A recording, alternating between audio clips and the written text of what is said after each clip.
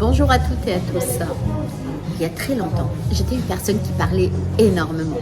Je racontais ma vie, je racontais ce que je voulais faire, je racontais ce que je ne voulais plus faire. En tout cas, je m'exprimais sans réfléchir. Et un jour, j'ai rencontré une personne qui m'a balancé cette phrase.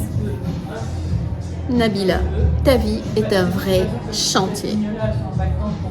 Il y a du boulot. Et elle est partie, cette personne. Et elle m'a laissé avec cette phrase. Et je vous avoue que je n'ai pas su quoi en faire. Je suis rentrée chez moi, j'ai pris le métro et pendant tout le trajet, j'avais la tête qui tournait. Je réfléchissais, je me posais des questions. Mais qu'est-ce que je fais avec cette phrase ? Par où est-ce que je commence ce chantier ? Quelle est la première chose à faire ? Qu'est-ce qui ne marche pas ? Qu'est-ce qui ne fonctionne pas ? Et je n'avais pas de réponse. J'aurais tellement voulu que ce jour-là, quelqu'un me propose l'exercice de la roue de la vie au lieu de me laisser perdue avec mes questionnements. Et vous, où en êtes-vous de l'équilibre dans votre vie ? Est-ce que votre vie tourne rondement ? Est-ce que vous êtes satisfait de l'équilibre actuel de votre vie ? Dans cette vidéo, j'ai envie de vous proposer un outil très puissant pour le développement personnel. C'est l'outil de base pour construire une vie équilibrée. Et c'est là que vous allez me dire, ouais mais Nabila, c'est quoi ? Nous allons parler ici d'une roue, d'un outil qui va décrire les domaines les plus importants de notre vie et que nous avons besoin de développer, d'améliorer, de travailler, dans lesquels nous avons besoin de fixer des objectifs, d'être focus en appliquant tous les concepts de développement personnel pour prendre sa vie en charge, pour entamer le changement, pour connecter à ses points forts et être positif et encore beaucoup plus de choses à mettre en pratique. Nous parlons vraiment de ces domaines desquels nous ne pouvons faire abstraction dans notre vie et qui sont présents au quotidien avec nous. Aujourd'hui, je vais vous proposer 8 domaines qui sont les domaines les plus classiques que les gens ont envie de travailler. Et sinon, de votre côté, vous pouvez choisir les domaines qui vous inspirent le plus, sur lesquels vous sentez un appel, une résonance, un besoin d'aller se questionner et se poser des questions. Les 8 que je vous propose aujourd'hui sont les suivants. Le domaine de la spiritualité, le domaine qui va vous questionner sur votre physique, votre psychologie et votre mindset, l'apprentissage que vous vivez ainsi que votre éducation, la famille, le couple, le domaine relatif à votre vie sociale et vos relations personnelles, votre domaine professionnel et le domaine parlant de l'argent et de vos finances. Dans chacun de ces domaines de vie, il peut y avoir des sous-domaines auxquels vous allez penser et avec lesquels vous pouvez faire l'exercice une autre fois, d'une autre manière. Lorsque nous parlons du domaine spirituel, il y a la religion pour certains et l'évolution de l'âme et de l'esprit pour d'autres. Et des fois, les deux à la fois. Les questions à se poser sont de l'ordre de qu'est-ce que je fais concrètement aujourd'hui ? Qu'est-ce que je mets en place pour améliorer ma spiritualité ? Ma relation, ma connexion avec moi-même d'abord, puis avec l'univers, avec ce qui est encore plus grand que moi. Est-ce que je pratique des rites en lesquels je crois ? Est-ce que je fais des prières ? Est-ce que je fais de la méditation ? Est-ce que je récite des mantras ? Bref, est-ce que mes actes sont en concordance avec mes croyances ? Dans le domaine de l'apprentissage, nous distinguerons le niveau académique que nous avons eu et sur lequel nous n'avons plus de pouvoir d'action aujourd'hui.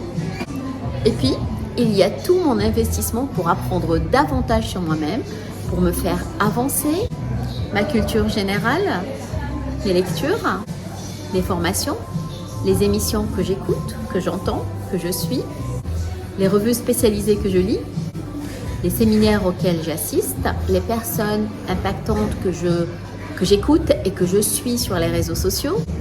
Pour certaines personnes, elles se contentent de l'acquis académique qu'elles ont eu auparavant dans leur vie. Elles ne font aucun effort pour améliorer leurs connaissances afin d'aller de l'avant et avoir d'autres outils pour pouvoir avancer. Dans le domaine de la psychologie et du mindset, les questions à se poser sont de l'ordre de comment est-ce que je me sens au quotidien ? Est-ce que j'ai du plaisir à vivre ma vie ? mes journées ou est-ce que je les subis? Nous pouvons aussi parler des émotions que nous avons, que nous ressentons au quotidien. Êtes-vous plutôt du genre positif ou négatif? Où se situe votre thermomètre émotionnel? Plutôt souvent dans l'anxiété? Dans la frustration? La tristesse? La peur de l'avenir? De ce qui va se passer dans votre vie? De ce qui risque de se passer dans votre vie? Ou êtes-vous du genre optimiste, enthousiaste dans la joie, le bonheur et le plaisir de vivre? En ce qui concerne le domaine de votre physique, on sous-entend deux axes importants, la santé et la forme. Les questions à se poser sont les suivantes. Est-ce que je suis en bonne santé? Mes organes, mon système digestif, respiratoire, sanguin, est-ce que tout fonctionne de manière optimale? Et puis, est-ce que je suis au top de ma forme? Ce n'est pas parce que je n'ai mal nulle part que je suis bien, que je suis en forme.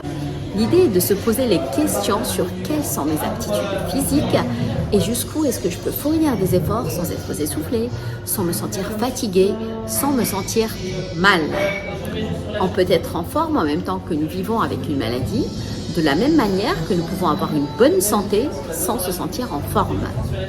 Bref, est-ce que mon mode de vie actuel me permet de me sentir bien? Est-ce que mon mode de vie actuel me procure du bien-être? Dans le domaine de la famille et ou du couple, il y a la petite et la grande famille, ceux avec lesquels nous vivons au quotidien, tous les jours, et puis les autres, mes frères, mes sœurs, mes cousins, mes parents. Quelle relation est-ce que j'entretiens avec tout ce monde? Que puis-je améliorer? Comment est-ce que je vais améliorer tout ça? Est-ce que je peux compter sur mes proches? Est-ce que j'ai un impact sur eux? Est-ce que j'ai une présence dans leur vie? Est-ce que j'ai envie ou pas envie de les garder? Ça, c'est une autre histoire. Dans le domaine concernant ma vie sociale et mes relations personnelles, il y a les amis et les copains d'un côté, et puis les connaissances en général, et avec lesquelles je peux avoir un impact, une influence, une présence considérée, appréciée et recherchée. Quelle est ma contribution sociale aujourd'hui dans mon entourage? Dans le domaine professionnel, suis-je au bon endroit? Est-ce que le travail que j'effectue au quotidien me correspond? Me fait-il me sentir épanoui? Me permet-il d'exercer mes talents? Est-ce que j'ai atteint le niveau de carrière que j'espérais dans ma vie? Ou alors suis-je juste en train de subir mes journées et ma vie? Ou est-ce que je suis en train de stagner? Quel est mon degré de satisfaction par rapport à mes réalisations professionnellement? Nous parlerons de la direction que prend ma carrière et la vitesse à laquelle elle prend. Dans le domaine de l'argent et des finances, quelles sont mes entrées? Quelles sont mes dépenses? Est-ce que c'est bien équilibré tout ça? Est-ce que je m'en sors bien par rapport à mes besoins? Est-ce que je peux faire mieux? Quelle est ma relation à l'argent? Est-ce que je considère que c'est bon? Que c'est mauvais? Que c'est sale? Est-ce utile? Est-ce inutile? En ai-je besoin pour vivre? Qu'est-ce que j'en pense et comment je suis avec l'idée d'en gagner dans ma vie? Une fois que nous avons évoqué tous ces questionnements, nous avons besoin d'évaluer, puis de réévaluer les différents domaines de notre vie à travers les objectifs que nous nous fixons. Maintenant, nous allons considérer que le centre de la roue correspond à 0. Ça veut dire que vous n'avez aucune satisfaction par rapport à ce domaine. Rien. Vous n'y faites rien. Vous ne récoltez rien. Il est complètement absent de votre boussole. Et puis dans l'autre extrémité, on va mettre 10. Ça veut dire objectif entièrement atteint et satisfaction optimale et totale. Si maintenant je vous demande d'évaluer ces différents domaines de votre vie, vous vous situerez à quel niveau? Vous pouvez mettre pause à la vidéo, prendre une feuille, un crayon, dessiner une roue avec les 8 cadrans ou bien tout simplement récupérer le fichier que je vous mets à télécharger juste en bas de la vidéo et indiquer à quel degré vous évaluez. Lorsque toutes les sections sont évaluées, Réunissez chacun des points ou des tirets de façon à avoir un cercle plus ou moins régulier. Vous aurez devant les yeux le portrait de ce à quoi ressemble la roue de votre vie. Et là, vous pouvez faire le constat. Est-ce que la roue de votre vie est petite? Elle doit, avec cette taille-là, supporter tout le poids de votre vie? Est-ce qu'elle est plus ou moins grande, mais pas assez quand même pour porter tout le poids de votre vie? Ou alors, est-ce que votre roue est complètement biscornue, avec des pointes un peu partout, ce qui vous donne une idée de réflexion sur quels sont les domaines dans lesquels vous investissez beaucoup d'énergie et les autres domaines sur lesquels vous avez intérêt et vous avez bon à investir davantage d'énergie. C'est à vous de jouer, les dés sont lancés. C'est à vous de voir quel est le domaine de votre vie qui est prioritaire et qui vous invite, comme ça, par résonance, à agir. Le mot d'ordre est donc action. Peu importe par lequel vous commencez, ce qui importe vraiment, c'est de commencer. C'est de faire quelque chose, investir, changer.